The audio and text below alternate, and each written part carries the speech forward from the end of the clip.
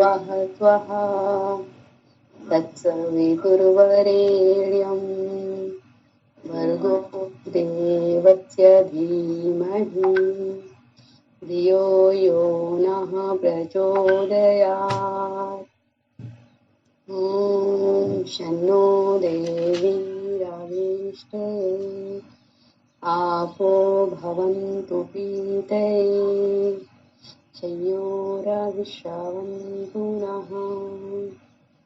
ॐ वाक्वाक् ॐ प्राणः प्राणः ॐ चक्षुश्चक्षुः ॐ श्रोत्रं श्रोत्रम् ॐ नाभिः ॐ हृदयम् ॐ कण्ठः ॐ शिरः ॐ बाहुभ्यां यशोबलम् ॐ करतलकरपृष्ठे ॐ भुः पुनातु शिरसि ॐ भुवः पुनातु नेत्रयोः ॐ स्वः पुनातु कण्ठे ॐ महः पुनातु हृदये ॐ जनः पुनातु नाभ्याम् ॐ तपः पुनातु पादयोः ॐ सत्यं पुनातु पुनः शिरसि ॐ खं ब्रह्म पुनातु सर्वत्र ॐ भुः ॐ भुवः ॐ स्वः ॐ महः ॐ जनः ॐ तपः ॐ सत्यम्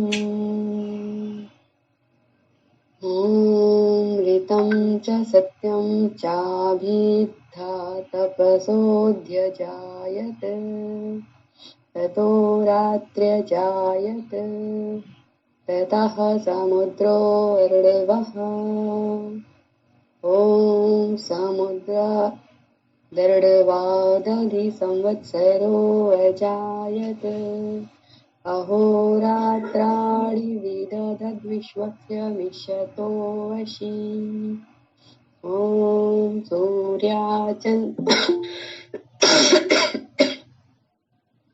सूर्याचन्द्रमसौ धाता यथा पूर्वं कल्पयत् देवं च पृथिवीं चान्तरिक्षमतो स्वहा ॐ शन्नो देवीरभीष्टये आपो भवन्तु पीतये संयोरविश्रवन्तु नः। ॐ प्राचीदिगमिरधिपतिरसितो रक्षितादित्या ईश्वः तेभ्यो नमोऽधिपतिभ्यो नमो रक्षितृभ्यो नमः इषुभ्यो नमः अस्तु योऽस्माद्वेष्टियं वयं विस्मस्तं वोजं भेदद्मः ॐ दक्षिणादिगिन्द्रोऽधिपतिस्थिरश्चिराजि रक्षिता पितरेष्वः तेभ्यो नमोऽधिपतिभ्यो नमो रक्षितृभ्यो नमः इषुभ्यो नमः अस्तु योऽस्माद्वेष्टियं वयं विस्मस्तं वोजं भेदद्मः ॐ प्रतीचीदिग्वरुडो अधिपतिः प्रीदाको रक्षितान्नमिषवः तेभ्यो नमोऽधिपतिभ्यो नमो रक्षितृभ्यो नमः इषुभ्यो नमः अस्तु योऽस्माद्वेष्टियं वयं विस्मस्तं वोजं भेदद्मः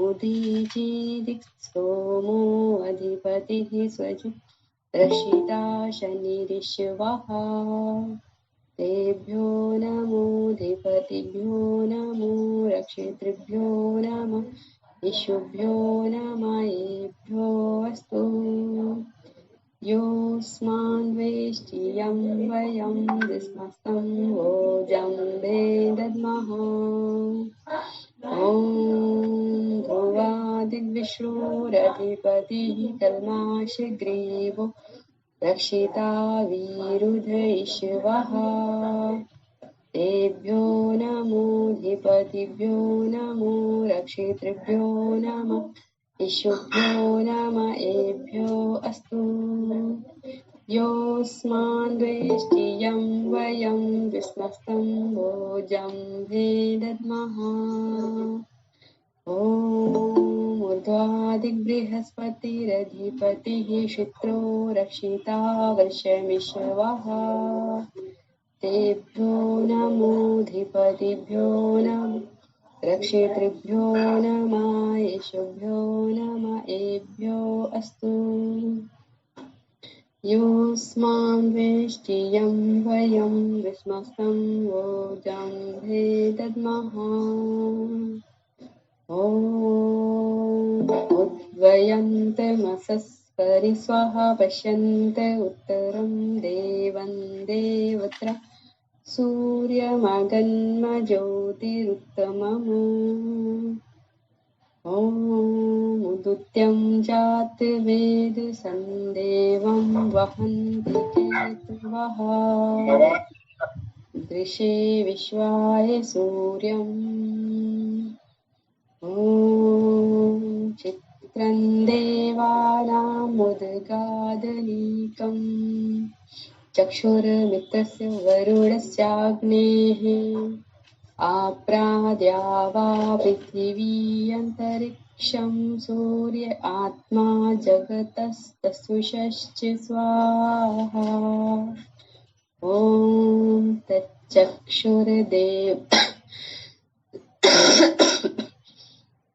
ॐ तच्चक्षुर्देवहितं पुरस्ताच्चुक्रमुच्चरत् पश्येम शरदः शतं जीवेम शरदः शतं शृणुयाम शरदः शतं प्रब्रवाम शरदः शतं दीनाः स्याम शरदः शतं भूयश्च शरदः शतात् ॐ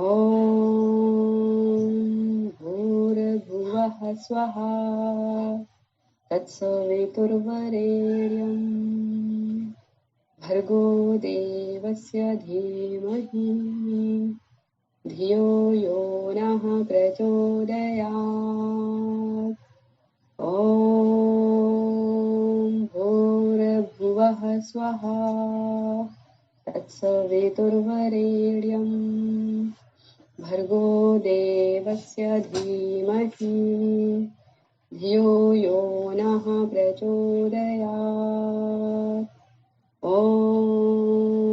भूर्भुवः स्वः तत्सवितुर्वरेण्यं भर्गो देवस्य धीमहि धियो यो नः प्रचोदयात्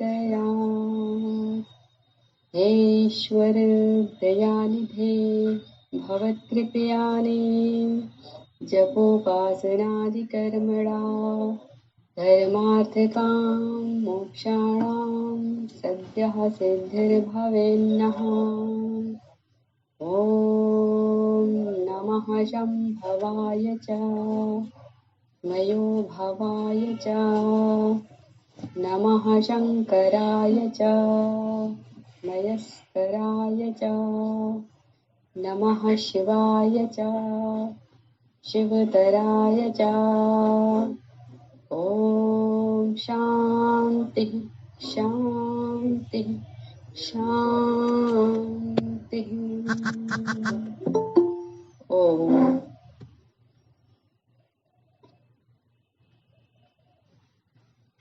जी सर जी।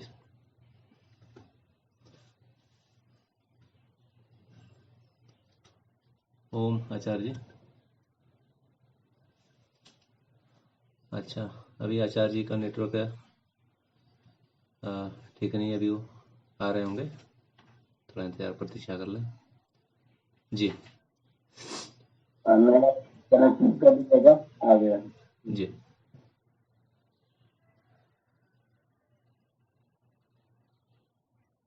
तो 450 का अध्ययन अपने लोग कर रहे हैं और इसमें सप्तम सोमनाथ का पाठ हम लोग कर रहे थे। उसमें कल ईश्वर स्तुति, प्रार्थना और उपासना प्रकरण तो हम लोगों ने पढ़ा था।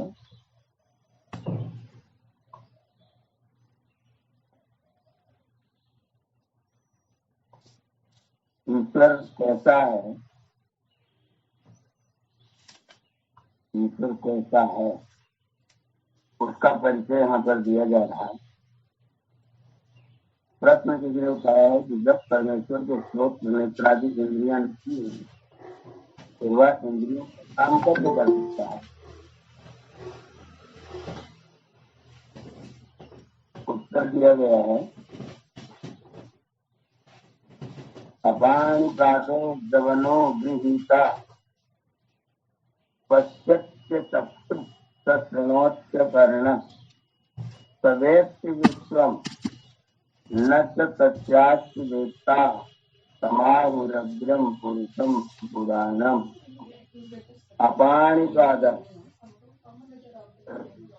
पाणी माने हाथ, पादा माने पैर, जिसके हाथ और पैर नहीं। दूसरा का जवना, जवना का मतलब अत्यंत गतिशील। ग्रहीता, सबको ग्रहण करने वाला। पश्यति अचक्षु, देखता है लेकिन आंखें नहीं। शृणोति लेकिन अकर्ण, सुनता है लेकिन कान नहीं।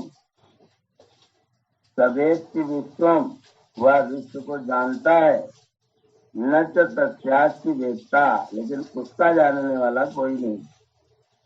तम आहु, उसको कहते हैं। अग्र्यम, आगे। पुरुषम, पुरुष।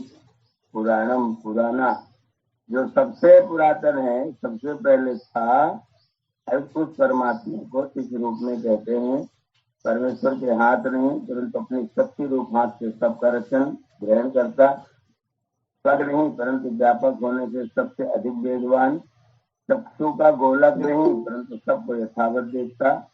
श्रोत्र नहीं, तथापि सबकी बातें सुनता। अंतःकरण नहीं, परंतु सब जगत को जानता है और उसको अवधि सहित जानने वाला कोई भी नहीं। पूरी तरह से मैं उसको जानता हूँ ऐसा कोई भी नहीं कह सकता है। उसी को सनातन, सबसे श्रेष्ठ, सब में पूर्ण होने के पुरुष कहते हैं। सनातन होने के पुरुष कहते हैं, सबसे श्रेष्ठ होने के पुरुष कहते हैं और सब में पूर्ण होने से उसको पुरुष कहते हैं। तो प्रश्न कर सकते हैं परमात्मा को पुरुष क्यों कहते हैं। इसका उत्तर है जो सनातन है, सबसे श्रेष्ठ है, सब में पूर्ण है, इसलिए वो पुरुष है। वह इंद्रियों और अंतःकरण के बिना अपने सब काम अपने सामर्थ्य से करता है। प्रश्न हुआ उसको बहुत से मनुष्य निष्क्रिय और निर्गुण कहते हैं। तो स्वामी जी ने फिर से तात्पर्य का एक प्रमाण दिया।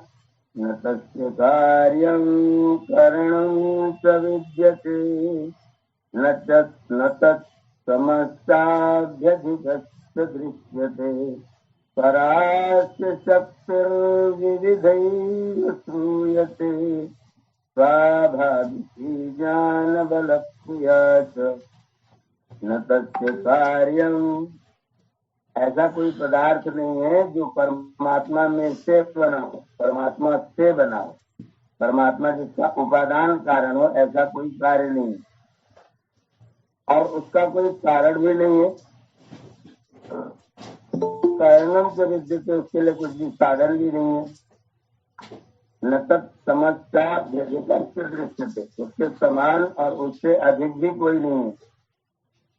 परा अस्य शक्तिर विविधा एव सूर्य, इसकी शक्ति अत्यंत श्रेष्ठ और अनेक प्रकार की सुनाई पड़ती है। और उसके पास जो कुछ है, ज्ञान, बल, क्रिया, सब कुछ स्वाभाविक है। स्वाभाविक ज्ञान, बल, क्रिया। हम लोगों का बल क्षीण होता है, बल बढ़ता है। हमारा ज्ञान कम होता है, ज्ञान बढ़ता है। हमारी क्रिया गलत भी होती है, सही भी होती है। लेकिन परमात्मा की क्रिया सब कुछ स्वाभाविक है, इसलिए उसमें सही गलत कम ज्यादा होने का कोई मतलब नहीं होता है। परमात्मा से कोई तद्रूप कार्य और उसको करण अर्थात साधक दूसरा अपेक्षित नहीं, न कोई उसके तुल्य और न अधिक है। सर्वोत्तम शक्ति अर्थात इसमें अनंत ज्ञान, अनंत बल और अनंत क्रिया है, वह स्वाभाविक अर्थात सहज उसमें सुनी जाती है। जो परमेश्वर निष्क्रिय होता तो जगत की उत्पत्ति स्थिति प्रलय न कर सकता, इसलिए वह विभु तथापि चेतन होने से उसमें क्रिया भी है। वह व्यापक है और वह चेतन है, इसलिए उसमें क्रिया भी है। प्रश्न क्या, जब वो क्रिया करता होगा तब अंत वाली क्रिया होगी कि अनंत क्रिया होगी? विचित्र प्रश्न है। परमात्मा जो क्रिया करता होगा उस क्रिया का अंत होगा कि वो क्रिया भी अनंत होगी? तो उत्तर दिया, जितने देश काल में क्रिया करनी उचित समझता है उतने ही देश काल में क्रिया करता है, न अधिक न न्यून, क्योंकि वह विद्वान है। परमेश्वर अपना अंत जानता है कि नहीं? उत्तर दिया, जानता है। तो अनंत और जो नहीं जानता तो पूर्ण ज्ञानी नहीं। उत्तर देने, परमात्मा पूर्ण ज्ञानी है, क्योंकि ज्ञान उसको कहते हैं कि जिससे ज्यों का त्यों पदार्थ जाना जाए। जो पदार्थ जैसा है उसको उसी रूप में जानना मानना वो ज्ञान है। जब परमेश्वर अनंत है तो उसको अनंत ही जानना ज्ञान, और अनंत को शांत और शांत को अनंत। शांत का मतलब जिसका अंत है वो शांत है, और जिसका अंत नहीं है वो अनंत है। तो अनंत को शांत और शांत को अनंत जानना अज्ञान अर्थात भ्रम कहा था। क्योंकि यथार्थ दर्शनम ज्ञानम, यथार्थ दर्शन को ही ज्ञान कहते हैं। जो जैसा पदार्थ है उसको वैसा ही जानना ज्ञान, और उससे उल्टा जानना अज्ञान है। इसलिए फिर योग सूत्र आ गया प्रमाण के रूप में, क्लेश कर्म विपाकाशयैरपरामृत पुरुष विशेष ईश्वर। क्लेश, क्लेश का मतलब होता है अविद्या, अस्मिता, राग, द्वेष और अभिनिवेश। अविद्या का मतलब होता है अनित्य को नित्य, असत्य को सत्य, जड़ को चेतन या चेतन को जड़, नित्यासुख सुख, और जो दुख है उसको सुख या सुख में दुख मानना जो है उसका नाम है अविद्या। मैं हूँ अहंकार करना, यह है अस्मिता। राग, किसी वस्तु को, किसी फल को प्राप्त करने के बाद उसको दोबारा प्राप्त करने की इच्छा, राग। और जिस वस्तु से क्लेश हुआ हो, कष्ट हुआ हो, उसको दोबारा देखने की भी इच्छा न करना, और उससे हमेशा कुछ न कुछ भावना बना कर रखना, वो है द्वेष। और मरने से हमेशा डरते रहना, यह अभिनिवेश। मृत्यु का जो भय है उसका नाम है अभिनिवेश। ये 5 प्रकार का क्लेश परमात्मा को नहीं है। शुभ, अशुभ और शुभाशुभ मिश्रित 3 प्रकार के कर्म परमात्मा के नहीं है। उन कर्मों का दुख सुख और दुख सुख मिश्रित वो फल नहीं है। और फल प्राप्त करने के बाद उनका जो आशय बनता है, आशय का मतलब खजाना, भंडार, जो संस्कार बनते हैं, वासनाएं बनती हैं, उनसे भी जो अपरामृष्ट है, पूरी तरह से अलग है, लेश मात्र भी जिसका स्पर्श नहीं है, ऐसा जो विशेष पुरुष है उसका नाम है ईश्वर। वह पुरुष विशेष ईश्वर है। अविद्यादि क्लेश, कुशल अकुशल, इष्ट अनिष्ट और मिश्र फलदायक कर्मों की वासना से रहित है, वह सब जीवों से विशेष है, इसलिए उसका नाम ईश्वर है। प्रश्न क्या, ईश्वर चेतन है, एक है व अनेक है? तो कहा ईश्वर चेतन एक है और जीव चेतन अनेक है। प्रश्न सांख्य दर्शन का सूत्र ले रहे हैं, ईश्वरा सिद्ध है, प्रमाणा भावान सिद्धि, संबंधा भावान अनुमान। ये 3 सूत्र हैं, इनको देख करके लोग कहते हैं कि कपिल जी दर्शन ईश्वर को नहीं मानते। इसका अर्थ दिया है प्रत्यक्ष ईश्वर की सिद्धि नहीं होती, क्योंकि जब उसकी सिद्धि में प्रत्यक्ष अनुमान आदि प्रमाण नहीं घट सकते और व्याप्ति संबंध न होने से अनुमान भी नहीं हो सकता, पुनः प्रत्यक्षानुमान के न होने से शब्द प्रमाण भी नहीं घट सकता। उत्तर दिया है, यहाँ ईश्वर की सिद्धि में प्रत्यक्ष प्रमाण नहीं है और न ईश्वर जगत का उपादान कारण है, और पुरुष से विलक्षण अर्थात सर्वत्र पूर्ण होने से परमात्मा का नाम पुरुष और शरीर में शयन करने से जीव का भी नाम पुरुष है। शरीर रूपी पुरी में शयन करे तो जीव पुरुष और ब्रह्मांड रूपी पुरी में शयन करे तो परम पुरुष परमात्मा पुरुष।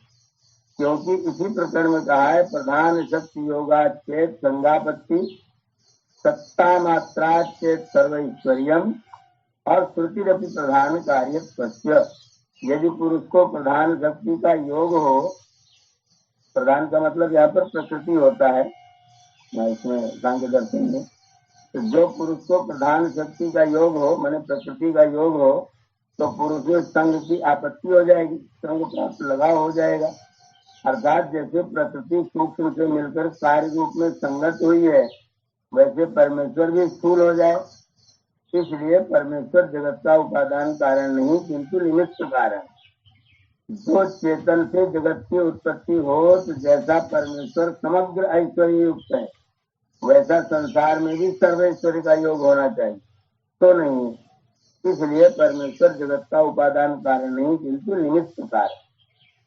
क्योंकि उपनिषद भी प्रधान को ही जगत का उपादान कारण मानती है, प्रकृति को ही जगत का उपादान कारण उपनिषद भी मानती है। कहाँ लिखा है, अजानेकाम लोहित शुक्ल कृष्णाम भावी प्रजा सृजमानाम स्वरूप। ये उपनिषद का श्लोक है।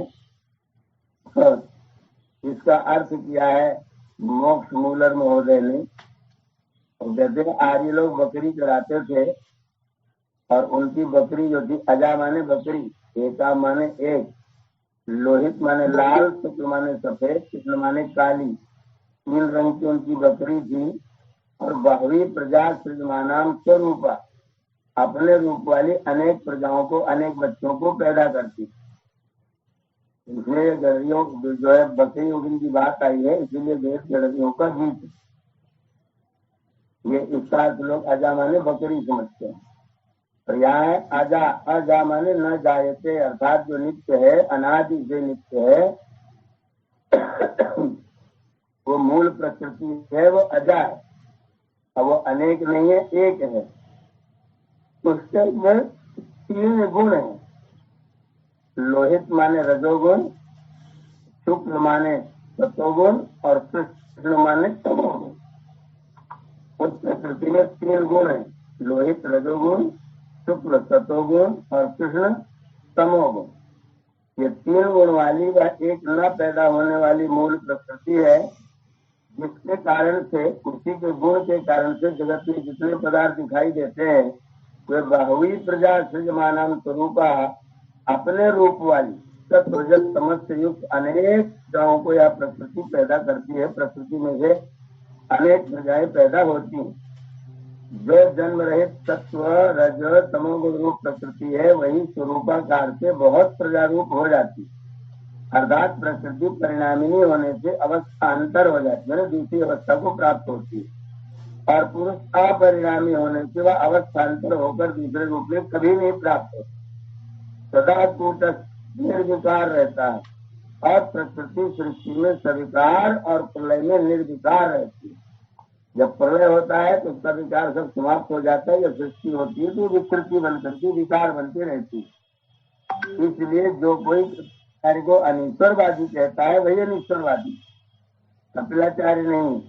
तथा मीमांसा का धर्म धर्मी से ईश्वर, वैशेषिक और न्याय भी आत्मसत्य से अनिश्वरवादी नहीं, क्योंकि सर्वज्ञत्वादि धर्म युक्त और असत्य सर्वत्र व्यापनोति थी आत्मा, जो सर्वज्ञादि धर्म युक्त सर्वत्र व्यापक सब जीवों का आत्मा है, उसको मीमांसा वैशेषिक और न्याय ईश्वर मानते हैं।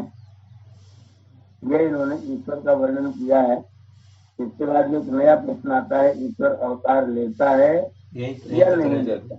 यहीं तक करें आगे। तो मैं विराम लूंगा और इस प्रश्न पर हम लोग कल विचार करेंगे। आज ईश्वर के विषय में जो शंका अगर किसी मन में और भी कुछ हो तो यहाँ पर या फिर इन श्लोकों को कोई चीज समझ में ना आया हो तो वो अपना प्रश्न हो। बहुत कम समझ में आया आचार्य जी, हैं? बहुत कम समझ में आया। समझ में आएगा प्लेस करने आप पाता आचार्य जी, परामिष्टा तो समझ में आया। पढ़े हुए हैं, आएगा क्यों नहीं? उसको ध्यान से देखिए, कितना अच्छा बताया आचार्य जी ने। इन्होंने परीक्षा दी थी तो कैसे करेंगे? आप महान है। आचार्य जी वो अजान एकाम वाला श्लोक फिर से समझा दीजिए। इसको पढ़ लीजिए। अजाम, अजाम माने जो पैदा नहीं होती है, और जा माने पैदा होने वाली, अजा माने न पैदा होने वाली, अर्थात नित्य। एकाम माने एक, और लोहित शुक्ल कृष्णाम माने लोहित शुक्ल और कृष्ण 3 गुणों वाली। इसमें जो लोहित जो है वो रजत का है, शुक्ल जो है वो सत्व का है, और कृष्ण जो है वो तमस का है। इन 3 वर्णों वाली बहवी प्रजा, अनेक प्रजाओं को, स्वरूपा अपने रूप वाली, सृजमानाम सृजन करती है, बनाती है। अनेक प्रजाओं को अपने स्वरूप वाली या प्रकृति ईश्वर की व्यवस्था से प्रकट करती है। और इस प्रकृति में अपने 3 गुण है, सत्व रजत और तमस।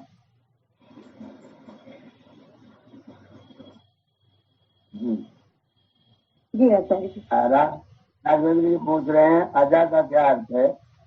आ माने नहीं, जा माने पैदा होने वाली, जो उत्पन्न नहीं होती बल्कि नित्य है, उसे कहते हैं अजा। ओम आचार्य जी। जी आचार्य जी, ये जो आपने कहा अनंत को शांत, तो शांत अनंत का विपरीत शब्द है। जी बिल्कुल बिल्कुल, उसका अंत है वो शांत नहीं है, वो अनंत विलोम शब्द। जी आचार्य, तो शांत का शांत माने अंत सही, अंत सही। जी जी जी का माने सही, शांत माने अंत सही। जी आचार्य। आचार्य जी अगर अनंत मान जी आचार्य जी ईश्वर यदि उपादान कारण नहीं है तो क्या निमित्त कारण है प्रकृति? ईश्वर निमित्त कारण है। ठीक है, आत्मा भी तो निमित्त है। आत्मा साधारण कारण। जैसे परमात्मा निर्माण कर रहा है तो आत्मा भी तो निर्माण कर रहा है।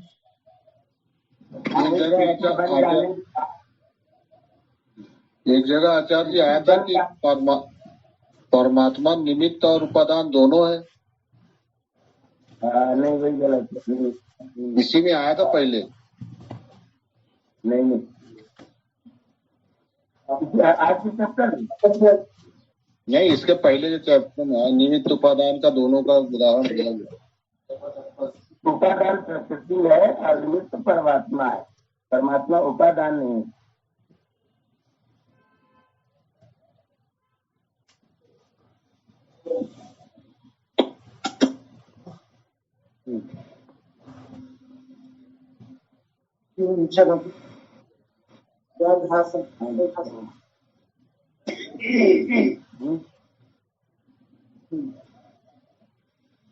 आचार्य जी नमस्ते।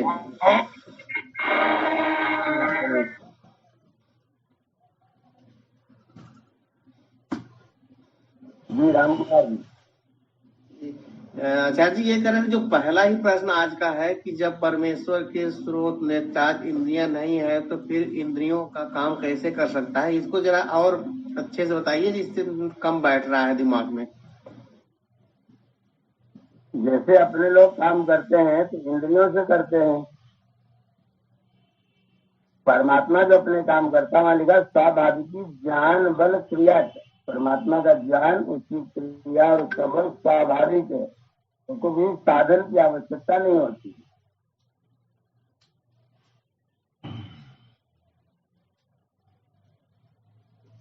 हम लोग साधन से करते हैं क्योंकि हम लोग अल्प सामर्थ्य वाले हैं। वो सर्व सामर्थ्य वाला इसलिए बिना साधन के भी कार्य करता है।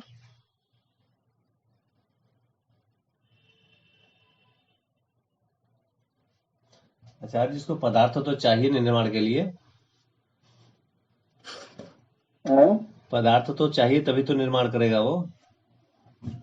हाँ बिल्कुल बिल्कुल, पदार्थ चाहिए, पदार्थ उसके अधिकार में है, तो नियंत्रण में है वो सब पदार्थ। मटेरियल तो उसके पास में है। प्रकृति ही पदार्थ है। हाँ जी बिल्कुल बिल्कुल, प्रकृति उसके लिए पदार्थ ये सत्व तो रजस तमस यही पदार्थ। तत्व जब समझ जब अपनी क्रिया अवस्था में आ जाते हैं तो सृष्टि बन जाती है। जब वो निष्क्रिय रहते हैं तब वो मूल मैटर होते हैं, तब मूल पदार्थ तब होते हैं। जब वो अपनी निष्क्रिय अवस्था में रहते हैं तब वो मूल मैटर होते हैं। जब सक्रिय अवस्था में आ जाते हैं तो सृष्टि बन जाती है।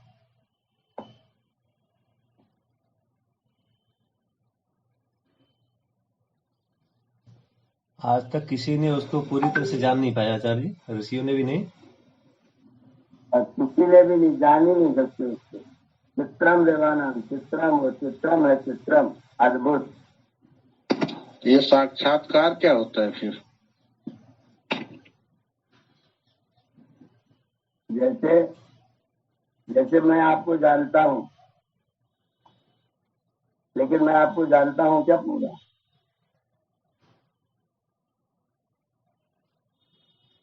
सभी गुणों से परिचित नहीं रहते हैं। हाँ, ऐसे ही परमात्मा के पूरे चीजों से हम परिचित नहीं रहते, कुछ कुछ चीजें जानते हैं, कुछ कुछ चीजें हमको पता होती, सब चीज पता नहीं होती। जितना है वो हम नहीं जानते। मगर जो उनके साथ में हमेशा रहता है, मुक्त हो जाता है, हमेशा उन्हीं के साथ में रहता है, उन्हीं के शरण में रहता है, तो वो तो बहुत सी चीज जान सकता है यार। ज्यादा हमारी अपेक्षा से बहुत ज्यादा चीजें जानता है, लेकिन फिर भी पूरा नहीं जानता। क्योंकि ये भी कहा गया है अगर किसी को जानना है तो उसके साथ में रहा जाए। हाँ, जिस दिन उसको पूरा जान लेगा उस दिन तो वही हो जाएगा।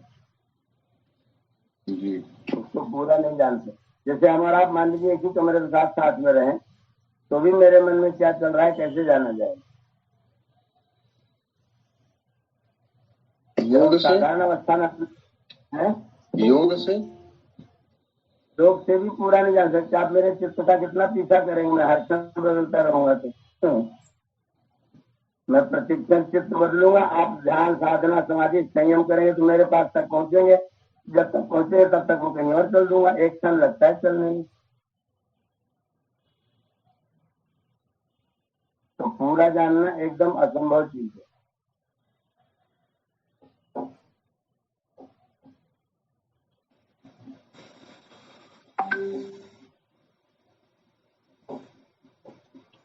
थोड़ा ही जाना जाएगा। प्रत्यक्ष से ईश्वर की सिद्धि नहीं होती है, मगर फिर सिद्धि होती कैसे है? अभी स्वामी जी ने पीछे लिखा था पहले ही पाठ में कि प्रत्यक्ष आदि सब प्रमाणों से ईश्वर की सिद्धि होती है। अभी कह रहे नहीं होती है, सांख्य बोलता है।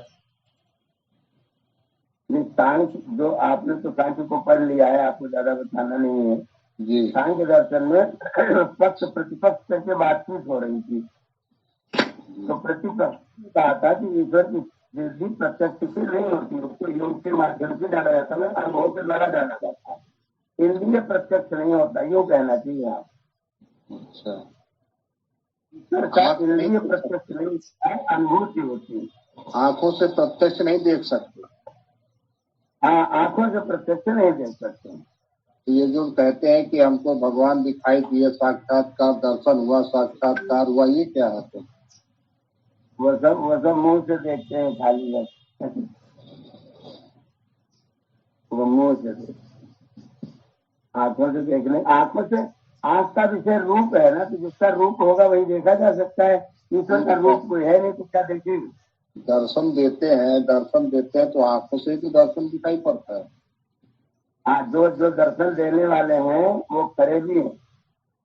ईश्वर का दर्शन अंतःकरण से होता है। पीछे स्वामी जी सिद्ध कर चुके हैं इस बात को। उसका साक्षात्कार अंतःकरण से होता है, बाह्य इंद्रियों से नहीं होता। वो जो आचार्य जी दृष्टिकोण है उसको यहाँ दर्शन कहेंगे। हाँ, जो बाह्य देखने को दर्शन कराते हैं वो सब खरे भी लोग हैं, खरे भी। दर्शन की परिभाषा में आचार्य जी जो शब्द है वो बता रहा है स्पष्ट।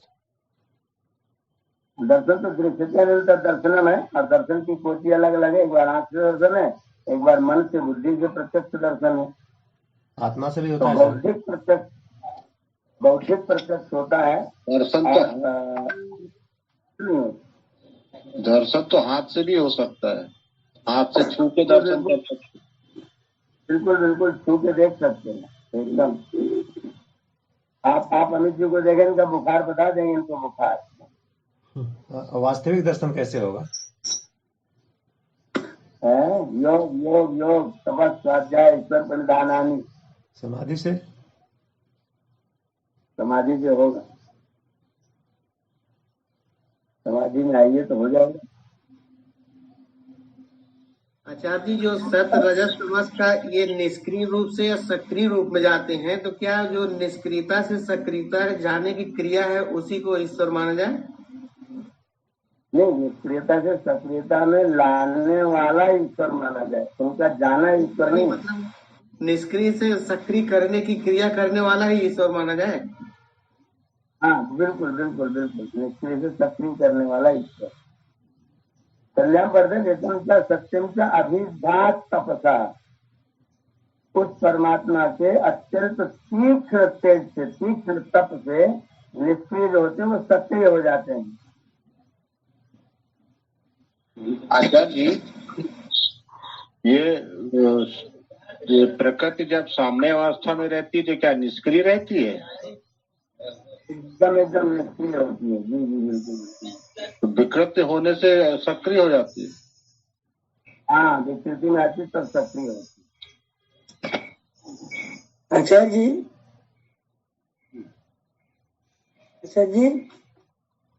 हाँ जी हाँ जी। कह रहे हैं कि एक बार बुद्ध जी से पूछा गया कि आपने ईश्वर को देखा है, तो कुछ बोले नहीं और उन्होंने उत्तर नहीं दिया। इसका मतलब ये है कि महापुरुषों ने भी मतलब ईश्वर को जो समाधिस्थ है वो भी नहीं देखे थे। नहीं तो उनको बताना चाहिए था, मैंने नहीं देखा, चुप क्यों हो गए? बिल्कुल चुप हो गए। लिखा है कि वो चुप हो गए। अगर अगर अगर लिखने वाले ने सत्य लिखा है तो बुद्ध जी ने गलती की है। अच्छा जी, क्या ये सही बात है? इसमें तथ्य वही इसीलिए कह रहा हूँ, मैंने शर्त लगा दिया, अगर लिखने वाले ने ठीक लिखा है तो बुद्ध जी ने गलती की है, या फिर लिखने वाले ने गलत लिखा है। ओम आचार्य जी, बुद्ध के बहुत मौन रहने पर बहुत शब्दों का उन्होंने उत्तर नहीं दिया, तो लोग अनेक तरह से अपने हिसाब से अर्थ लगाते हैं। गलत बात है ना, व्यक्ति को बताना चाहिए मौन क्यों हो गया, इसका मतलब कहीं की बहुत से प्रश्नों पर बुद्ध जी ने मौन रहा है, इसलिए अनेक तरह से लोग अपनी अपनी बुद्ध जी पर बातें रखते हैं कि बुद्ध ने ये कहा होगा तो बुद्ध ने ये कहा होगा तो बुद्ध ने ये कहा होगा, तो ये कहना चाहते थे। बुद्ध मौन हो गए तो बुद्धू लोग बोलने लग गए। जी जी जी। इन्होंने कोई लिखित ग्रंथ छोड़ा है क्या? जहाँ बुद्ध मौन हो गए वहीं बुद्धू लोग बोलने लग गए। अच्छा जी, इन्होंने कोई ग्रंथ लिखवाया है क्या, या लोगों ने कल्पित करके बनाया?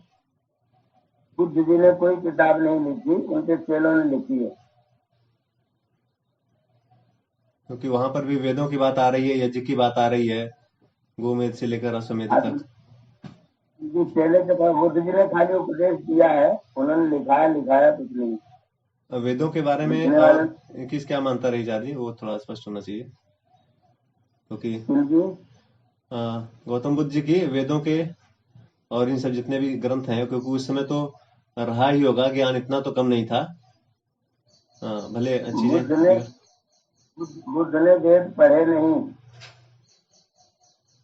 उस समय यज्ञों में, कर्मकांड में हिंसा की बहुत ज्यादा दुर्व्यवस्था कर दी थी लोगों ने, तो बुद्ध जी उस हिंसा से बहुत परेशान थे, बहुत दुखी थे। उन्होंने कह दिया कि ऐसा ईश्वर अगर ऐसा आदेश वेद में देता है तो ना तो हम उस वेद को मानते हैं, ना हम ऐसे ईश्वर को ही मानते हैं, ऐसे ईश्वर को नहीं मानते हैं जो ऐसा आदेश देता है। तो उन्होंने वेद को खोल करके, वेद को पढ़ करके ढूंढने की कोशिश नहीं किया क्या वेद में वास्तव में ऐसा लिखा है। बस उन्होंने वेद और ईश्वर को ऐसे ईश्वर और ऐसे वेद को नहीं मानता हूँ, ये उन्होंने कहा। तो वेद में ऐसा लिखा ही नहीं, इसका मतलब शुभ वेद होगा तो मानते हैं।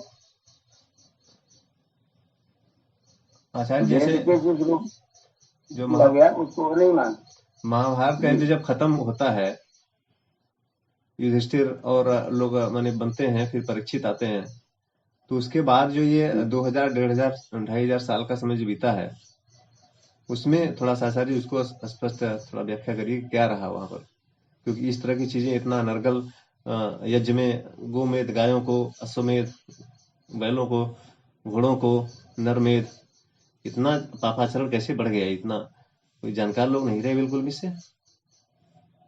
जानकार लोग, उनमें जो जानकार लोग थे ये वो थे चुप रह गए कि हमें क्या पड़ी है। और जो कम जानकार लोग थे, स्वार्थी लोग थे, जैसे आजकल भी है, आजकल भी वही स्थिति है, आज ही कौन सा बंद हुआ है। आज भी जानकार लोग चुप रहते हैं और धूर्त लोग अपना अपना कार्यक्रम चलाते हैं। जी तभी ऐसे ही था, धूर्त लोगों ने अपना कार्यक्रम चलाया, जानकार लोग अपना चुप रहे या फिर अपनी किताबें लिखते रहे। वो शांति से किताब लिखते रहे, चांडाल लोग अपना काम चलाते रहे। आचार्य जी, आचार्य जी, यज्ञ और याग ये दो कर्म कांड हैं, तो इन्हें यज्ञ तो समझ में आता है, याग क्या होता है आचार्य जी, इसके विषय में थोड़ा सा समझाइए। याग दोनों ही पर्यायवाची है, इसमें कोई भेद नहीं। याग जैसे कहते हैं बड़े बड़े यज्ञ जो होते थे उसे जो याग बोलते हैं। नहीं, उनका अपने यज्ञ भी बोलते हैं। अच्छा, याग और यज्ञ दोनों पर्यायवाची है, दोनों एक ही धातु से बने हैं, प्रत्यय का खाली भेद है। इसलिए दोनों दूसरे पर्यायवाची है, किसी के लिए पर्टिकुलर ऐसा प्रयोग नहीं याग इनको कहा गया, यज्ञ इनको कहा गया, ऐसा नहीं। तो ये दोनों एक ही शब्द है, मतलब एक ही कर्मकांड का जो है दो शब्द है। हाँ जी, हाँ जी, एक कर्मकांड के लिए दो शब्द। आचार्य जी, जो तीसरा प्रातः स्मरण मंत्र है उसकी कृपया व्याख्या कर देंगे। तीसरा, दो हो चुके हैं। हाँ, वो मैं कर देता हूँ, ये वाला चैप्टर वाला चर्चा वाला समाप्त हो जाए। ठीक है, ठीक। नहीं, ये कुरान बुद्ध के बारे में थोड़ा सा और बोलना चाहेंगे आचार्य जी। जी Govind. Sri Lanka, Indonesia, Japan, Thailand, Malaysia, ये सब भगवान बुद्ध अपने मतलब बोलते हैं कि क्या अपने ईश्वर से बड़े भी भगवान बुद्ध हो चुके? हाँ, वो ऐसे ही मानते हैं। तो क्या उनको इतना ज्ञान नहीं कि इनके ऊपर भी कोई होगा? उनको ज्ञान होता तो तमाशा क्यों खड़ा करते हो? भगवान बुद्ध जब हर किसी बात पर मौन थे और उन्होंने अपनी कल्पना से लिख लिया कि ऐसा ऐसा भगवान है हमारे। हाँ जी, बिल्कुल ऐसा ही। इसका मतलब ज्ञान का संदेश वहां तक पहुंचाना चाहिए कि अभी इनके ऊपर भी ईश्वर है। बिल्कुल पहुंचाया जाना चाहिए, बिल्कुल पहुंचाने की जरूरत है। इस संबंध में हम लोगों को 2-3 मिनट और वार्ता करनी चाहिए कि क्या और हो सकता है, क्या कमियां थी। आचार्य जी,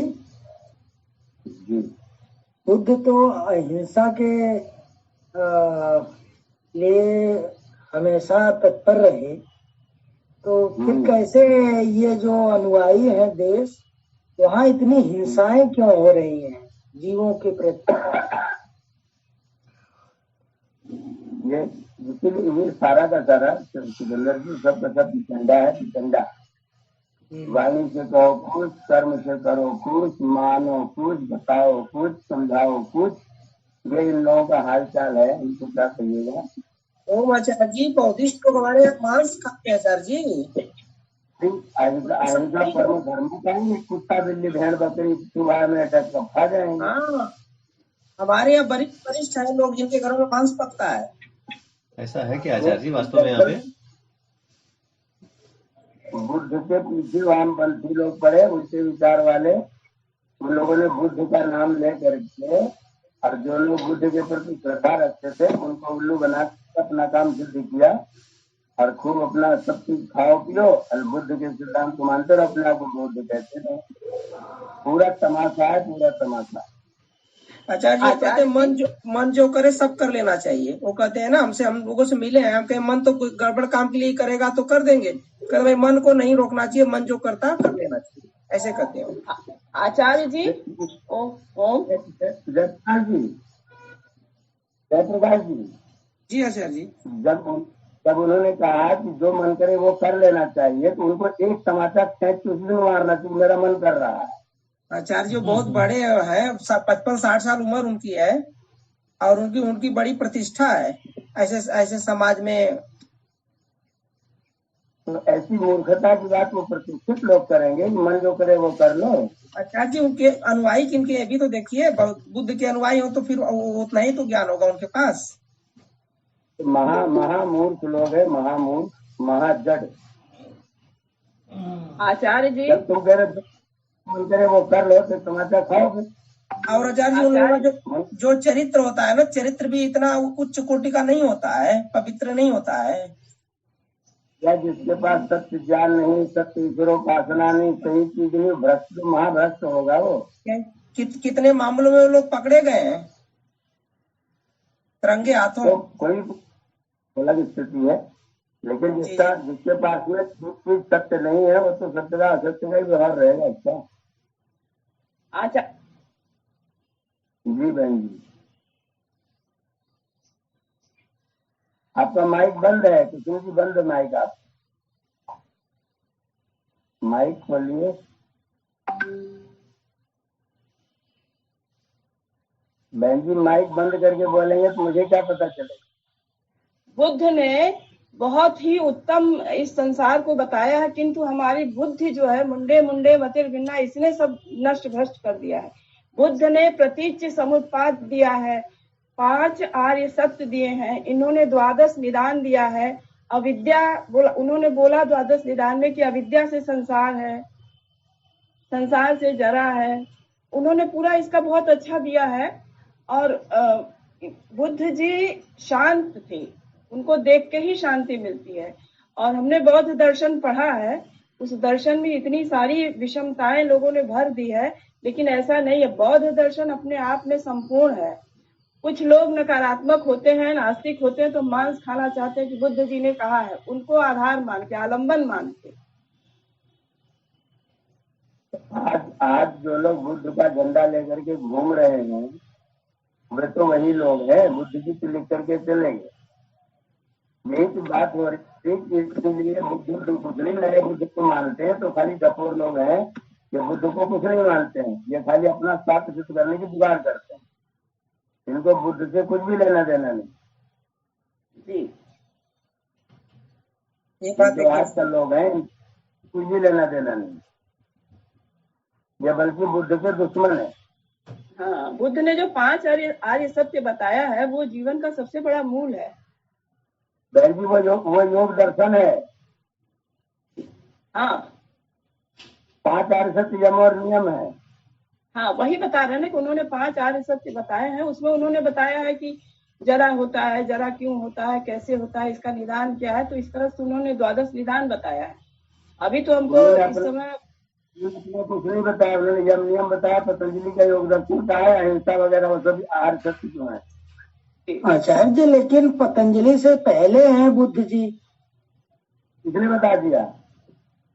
अरे पतंजलि तो आपके इसमें है ना, क्या नाम है, बृहद्रथ के समय के हैं। पतंजलि का टाइम आज से 4600 साल पहले, 46,000 ईयर। पतंजलि का समय ईसा से 2600 साल पहले है भैया। ये तो इनके बृहद्रथ के बाद पतंजलि जी का हुआ है। उनके अगर ये बुद्ध को पहले नहीं बताएंगे तो 4 आने से तो पतंजलि के नहीं हो जाएंगे। तो इतिहास कोई लिखे क्यों पतंजलि बात है।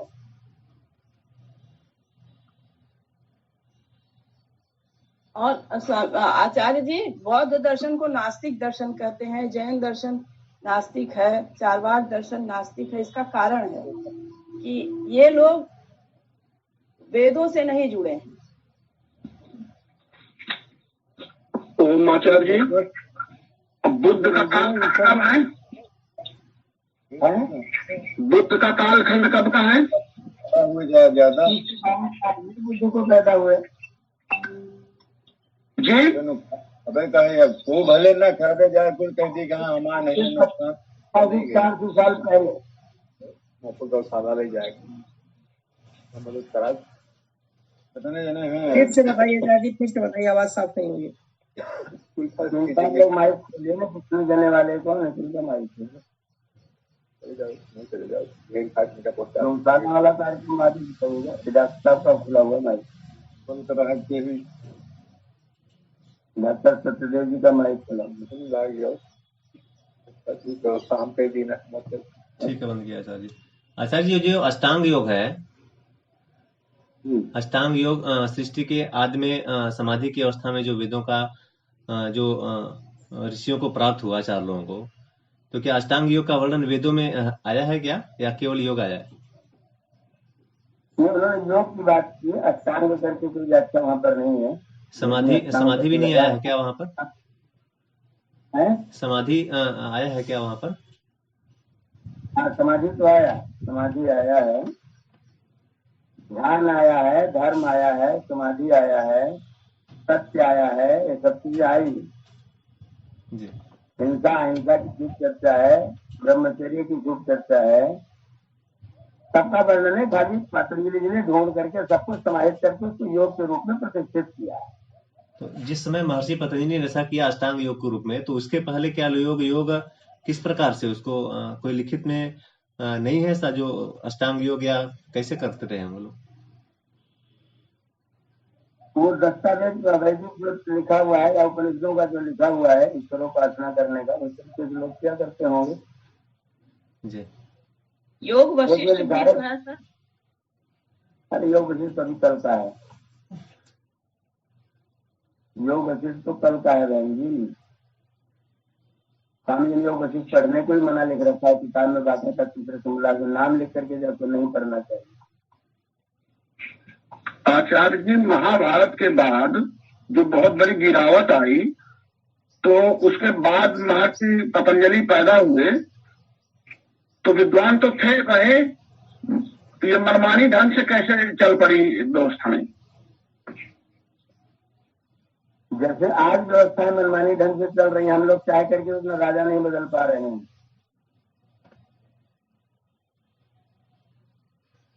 जैसे आज हम लोग चाहे कि अपना राजा नहीं बदल पा रहे हैं, वैसे तब भी मनमानी चल रही थी।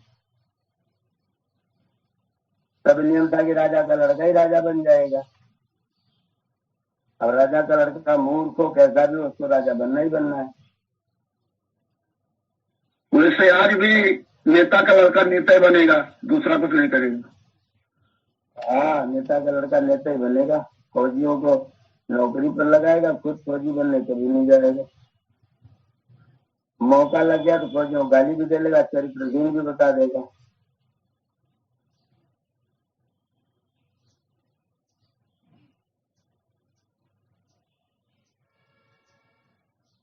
व्यवस्थाएं ध्यान रखिए, आज भी तब भी कभी भी ये सिद्धांत है, जब सज्जन लोग, अच्छे लोग राज्य शासन के प्रति, व्यवस्था के प्रति, समाज के प्रति जागरूक और नैतिक जिम्मेदारी से नहीं होंगे, तो व्यवस्थाएं झूठ लोग, चांडाल लोग करेंगे। ये नियम है। ये चाहे अब लगा लीजिए, चाहे तब लगा लीजिए, चाहे किसी समय लगा लीजिए। इसलिए अच्छे लोगों को, सज्जन लोगों को, धार्मिक लोगों को राज्य व्यवस्था से लेकर के समाज व्यवस्था तक पूरी जगह अपना हस्तक्षेप जिम्मेदारी पूर्वक रखना चाहिए। अपने आप को व्यवस्था से भागना और भगाना नहीं चाहिए। तो आचार्य जी, इसका मतलब है कि दुष्ट सदैव टकरी रहे हैं। उनका तो कर्तव्य है, उनका काम है दुष्ट रहना। वो अपनी दुष्टता प्रयोग करते हैं। हम सज्जन, हम अपनी सज्जनता का प्रयोग ही नहीं करते, हम बुद्ध की तरह मौन हो जा रहे हैं। ओम आचार्य तो चरैवैती सिद्धांत का पूरा पालन करते हैं, ये निष्क्रिय हो जाते हैं। हाँ, वो चरे व्यक्ति का पालन, वो व्यक्ति के आदेश का पालन करते चरे व्यक्ति का, और हम बैठे व्यक्ति कर देते हैं। वो चरे व्यक्ति, हम बैठे व्यक्ति। अच्छा, जो ये आरंभ हुआ ये समोल्लास ईश्वर के स्वरूप को लेकर के, इसको जितने भी दर्शनों का नाम आ रहा है यहाँ पर, योग दर्शन से सांख्य दर्शन और न्याय दर्शन का, इनका जो है दर्शनों का ये समझना समझाना यही सबसे महत्वपूर्ण है। ये जब होगा हाँ, तो ही कुछ होगा, अन्यथा लोग भ्रम में ऐसे ही पढ़ करके जीवन बिताएंगे और दुख पाएंगे। ईश्वर का जो स्वरूप यहाँ दिखाई पड़ रहा है योग दर्शन से लेकर सारे में, वो बहुत ही आवश्यक है। इसका जानकार लोग नहीं है, बताने वाले नहीं है, और बताने वाले हैं तो लोग सुनने वाले नहीं है, उतना गहराई में जाते नहीं है।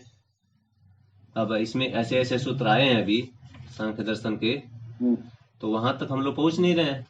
हम बाहर क्या चल रहा है उसका वर्णन कर रहे हैं, क्या वास्तविकता है उसको हम समझ नहीं पा रहे हैं, उतनी गहराई भी जा नहीं पा रहे हैं। तो अब अभी हम यहाँ से अगर निरूपण करेंगे ईश्वर का, तो ऐसे ही आधा अधूरा करेंगे। हाँ, उसके लिए अपने को प्रयत्न करना चाहिए और अपनी चीजों को बहुत गंभीरता से पढ़ाया जाना चाहिए, पढ़ाया जाना चाहिए, और दूसरों को पढ़ाया बताया भी जाना चाहिए। ये ऐसा नहीं, ऐसा है जी। अगर गौतम प्रश्न पूछने पर चुप हो जा रहे हैं, यीशु प्रश्न पूछने पर चुप हो जा रहे हैं, उनके चेले लोग उनको, जो कालिदास विद्योत्तमा का सिद्धांत सुना है ना, तो शास्त्रार्थ जी, उसने एक उंगली उठाई, श्रीमान जी सोच रहे मेरी एक आंख फोड़ेगी, इन्होंने 2 उंगली उठा दी, दोनों मौन है। और अर्थ क्या निकाला गया, भैया खाली ईश्वर नहीं, ईश्वर और जीव 2 है। वो गुरु जी कह रहे हैं ईश्वर जी 2 है, गुरु जी कह रहे थे दोनों आंख फोड़ दो। वो उन्होंने 5 दिखाया, पंचतत्व बोले नहीं, पंचतत्व नहीं, तुमको थपड़ा मारो, तुमको मुक्का से मारे। अब व्याख्या कर रहे चेले लोग, वो कह रहे जब 5 मिलते तब सृष्टि बनती। गुरु जी बहुत बड़े विद्वान, ये गुरु जी कुछ कह रहे हैं, चेले लोग उनकी व्याख्या कुछ कर रहे हैं। बुद्ध का सत्यानाश बौद्धों ने किया, ये मुसलमानों ने अल्लाह ताला रसूल का सब सत्यानाश मारा। ये कबीर बताइए, कबीर जैसे व्यक्ति को नालायकों ने उसको अनिश्वरवादी घोषित कर दिया, वेद का विरोधी घोषित कर दिया। कबीर जैसे व्यक्ति को जो पदे पदे कहता है भैया तुम सावधान हो जाओ, यदि तुम कर्मकांड कर रहे हो तुम्हारा ठीक नहीं है, इतनी ऊंची मस्जिद बना करके इतना ऊंचा मैं तुम जो भाग दे रहे हो, तुम्हारा परमात्मा बहरा है क्या तो सुनता नहीं है, तो तुम्हारे हृदय में सुनता है, दिल में बसा हुआ वहां सुनाओ। ऐसा व्यक्ति है, उसकी भी लोग उसको पता नहीं कबीर बंसी ईश्वर को ही नहीं मान रहे हैं। ये विचित्र लोग हैं, चेले चपाटे जो है पीछे चलने वाले अनुयायी लोग, अपनी रोटी फेंकने के लिए, अपना काम सिद्ध करने के लिए तथाकथित बन करके बाबा का नाम लेकर के मजे लेते हैं और आनंद उठा रहे हैं। अच्छा जी। कबीर ईश्वर की बात है और ये कबीर को अनिश्वरवादी घोषित कर रहे हैं।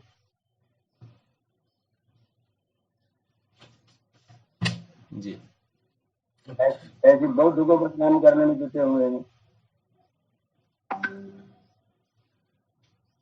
अहिंसा परमो धर्म, कुत्ता मिल जाओ उसे भी खा जाओ। इतने भयंकर लोग हैं और अहिंसा परमो धर्म, बुद्ध को मानते हैं, बुद्ध के दुश्मन है।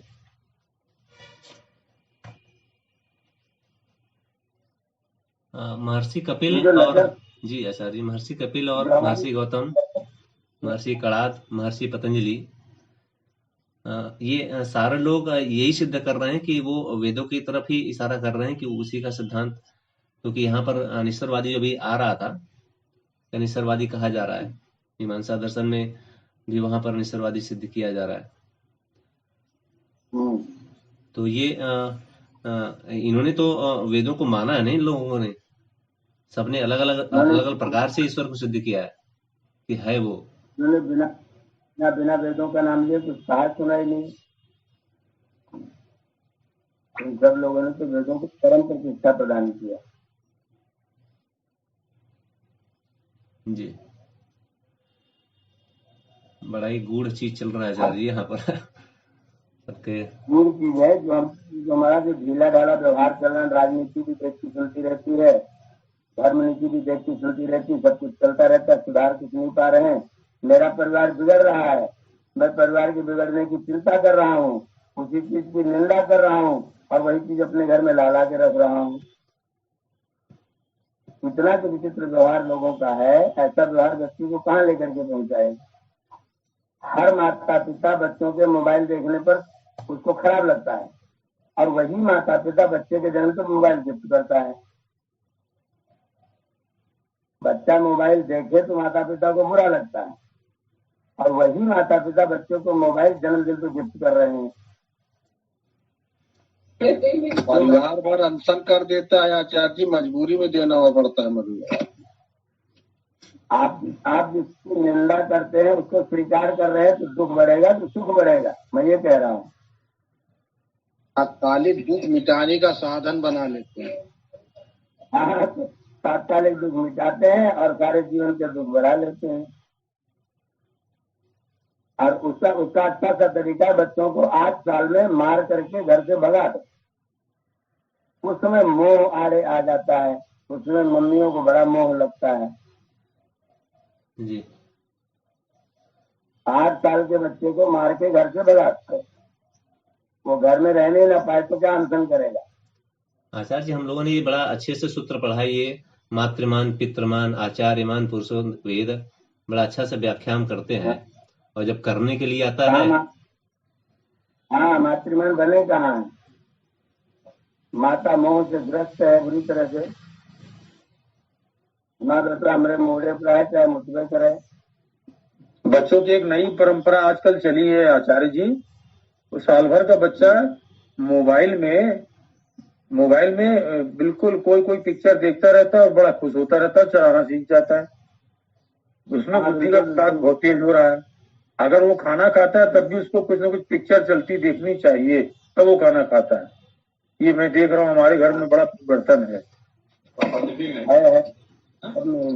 ये आदत डलवा दी जाती है, वो आदत इसलिए डलवा दी जाती है कि बच्चों को पीछा छुड़ाने के लिए। हाँ, अपना पीछा छोड़िए बेटा, ये रखो, तुम खुश रहो, हम आपको अपना काम करने दो, हम समय नहीं दे पाएंगे आपको।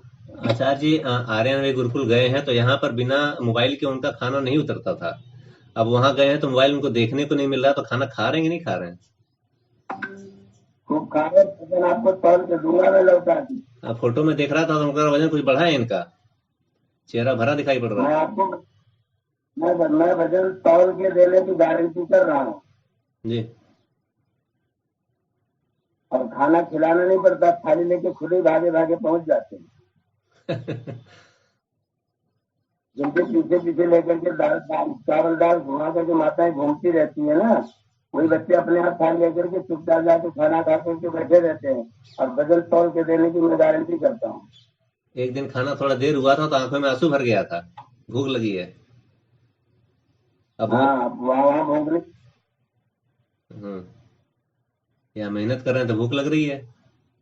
अब मोबाइल देख के कौन सा भूख लगने वाला है, वो वीडियो देखने के चक्कर में खाना खा लेते हैं। ये मेरा प्रत्यक्ष अनुभव, सालों का अनुभव है। मैंने सालों साल ऐसा चला है कि अगर वो मोबाइल ले लीजिए तो खाना तुरंत थाली हट जाएगी, और मोबाइल रहे तो आधा घंटा तक खाना खाते रहे, जितना थाली साफ हो जाएगी। बड़ी भयंकर स्थिति थी। जो डॉक्टर साहब बैठे सत्यदेव जी की देवेंद्र जी भी है, जिस भोजन के साथ आपका मन नहीं रहता वो भोजन अंदर जाकर के पचता नहीं जी, वो तरता है अंदर जाकर, और बाद में चित्त की विकृति, शरीर की विकृति, सब प्रकार की विकृति पैदा करता है। मन नहीं रहता ना आचार्य जी, तो उसमें रसों का स्राव कम हो जाता है। हाँ, इसलिए वो तो कारण है, भोजन पचता ही नहीं। इसलिए हमारे यहाँ चुपचाप जाके चौके में बंद होकर के भोजन के स्थान पर भोजन पूरा मन बना के किया जाता है। इसका उदाहरण ये है कि जैसे मिठाई देख के या खटाई देख के मुंह में पानी आ जाता है, तो बगैर मुंह में गए पानी आ जाता है। दिमाग से, आंख से केवल देखता है, दिमाग में सोचता है, मुंह में पानी आ जाता है। इसी तरह से मन से अगर खाएगा तो अच्छे से रस का जो है स्राव होता है।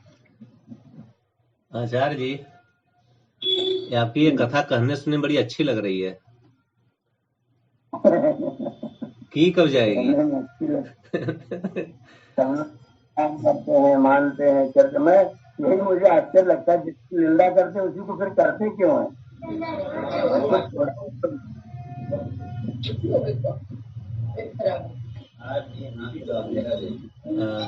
समापन का समय हो रहा है आचार्य जी आज के सत्र को।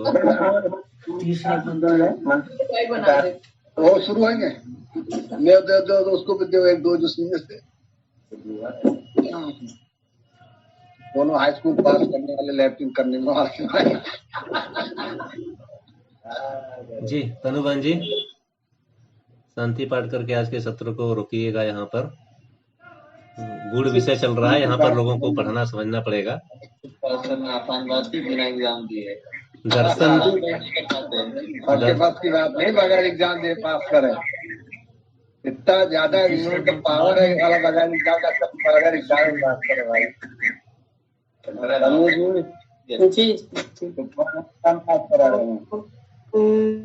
द्यौः शान्तिरन्तरिक्षं शान्तिः पृथिवी शान्तिरापः शान्तिरोषधयः शान्तिः वनस्पतयः शान्तिर्विश्वे देवाः शान्तिर्ब्रह्म शान्तिः सर्वं शान्ति रेधि सामा शान्तिरेधि। ॐ शान्तिः शान्तिः शान्तिः। ॐ